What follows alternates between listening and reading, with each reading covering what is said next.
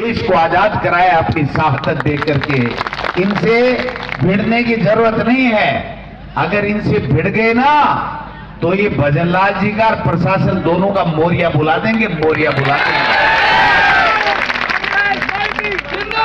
तमाशा समझ रखा है इन लोगों ने। मर्जी है जिसका पहाड़ खोद दो, मर्जी है जिसको बर्बाद कर दो। अभी अतिवृष्टि हुई, किसान बर्बाद हुआ, फसल बर्बाद हुई, मकान गिर गए, 200 के लगभग मौतें हो गई। 1 रुपए का मुआवजा नहीं मिला। क्या 1 रुपए का मुआवजा? कोई आकर के पूछने वाला नहीं है। केवल और केवल झूठे भाषण देने का काम कर रहे हैं। मैं आपसे निवेदन करना चाहता हूं कि न पहाड़ जाएगा न आपकी जमीन जाएगी। ये सड़क भी जो आपके ग्रीन हाईवे क्या बना रहे हैं, ये भी रद्द होकर के रहेगी, होकर के रहेगी, होकर के रहेगी। इन्होंने एक धंधा बना लिया, लूटो खोसो खाओ। और अब तो हद हो गई, जब वोटों की भी चोरी करने लगे। आज दिल्ली हमें इसीलिए जाना पड़ा कि आनंद फानन में 3 दिन पहले बड़े बड़े नेता यहां भाजपा के आए कि वोट काट दो कांग्रेस विचारधारा के लोग। कांग्रेस को कोई वोट देता उसकी वोट काट दो। अगर कोई चेयरमैन है उसको हटा दो, जेल में डाल दो, झूठा मुकदमा करके उसका मकान हटा दो, उसके ऊपर बुलडोजर चला दो। आप इसलिए आए होते क्या सरकार में? इसलिए पर्ची खुली थी क्या आपकी? मैं निवेदन करना चाहता हूं, इस प्रशासन को अल्टीमेट देना चाहता हूं। ये जो दादागिरी कर रहे हो ना, ये जो बुलडोजर, ये राजस्थान है भैया, राजस्थान। समझ लेना किस बात का बुलडोजर चला रहे हो, किसका मकान का पट्टा है? क्या भजनलाल जी मुख्यमंत्री हैं? इनके पुश्तैनी मकान का पट्टा दिखा दो। कहां से परमिशन ली थी भजनलाल जी आपने? ये जो जिला कलेक्टर यहाँ पर बैठा है, यहाँ का एसपी बैठा है, मैं दावे के साथ कहता हूं, अगर ये अपने पुश्तैनी जो बाप दादाओं ने जो मकान बनाए उसका पट्टा और परमिशन दिखा दे तो जो कहो सो करने को तैयार हूं। इस बात का पट्टे की बात कर रहे हैं। और ये पहाड़ लूटने के लिए आपको ये किसान मिले? अरे आपने जमीन लुटा दी सोलर के नाम से, और सोलर गुजरात की तरफ बिजली लेके जा रहा है। सारे के सारे किसानों के खेतों को चीरती हुई बड़ी लाइन जा रही है।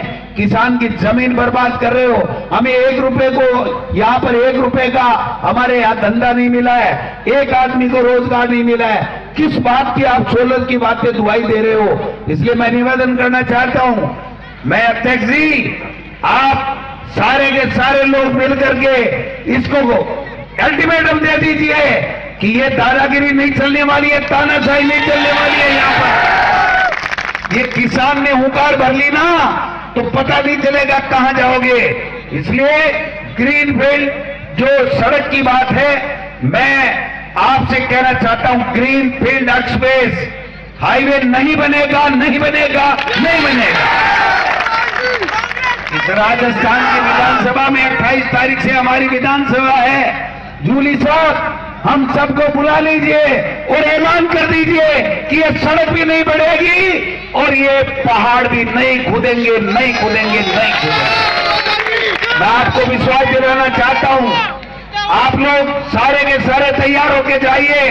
प्रशासन को कह दीजिए हुंकार भर करके, पूरी राजस्थान नहीं बल्कि पूरी हिंदुस्तान की कांग्रेस आपके साथ में खड़ी मिलेगी। अगर आवश्यकता हुई राहुल गांधी जी और खड़गे साहब आ जाएंगे, हम लोग आ जाएंगे, गोलियां चल जाए, लेकिन किसान के साथ अत्याचार और अन्याय नहीं होने देंगे, नहीं होने देंगे।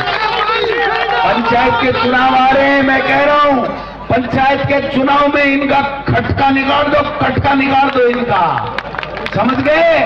कांग्रेस का खटका दबा करके इनका खटका निकालने का काम कर दो और इस भारतीय जनता पार्टी का मोरिया बुलाने का काम करना है आपको। करोगे?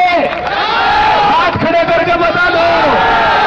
तो मैं भी यहां से संकल्प लेके जा रहा हूं, जूली साहब और आप और चिरंजीवी राव जी, कि आपका जहां पसीना बहेगा हमारा खून बहेगा, लेकिन आपके साथ अन्याय नहीं होगा, आपके साथ अन्याय नहीं होगा, ये मैं कहना चाहता हूं। इसलिए भाइयों, नौजवान साथियों, आने वाला समय आपका है। इन बुजुर्गों ने हमारे को शिक्षा दी है, हमारी जमीन बचा के रखी है। इसलिए युवा साथियों से अपील करना चाहता हूं कि इस भारतीय जनता पार्टी को सबक सिखा दो और आने वाले समय में इनको ये बता दो कि ये यहाँ पर वोट नहीं है, यहाँ पर सुन नहीं है, यहाँ पर आपको वही काम करना पड़ेगा जो हमारे सब किसानों के लिए, 36 कौम के लिए कल्याण का काम होगा।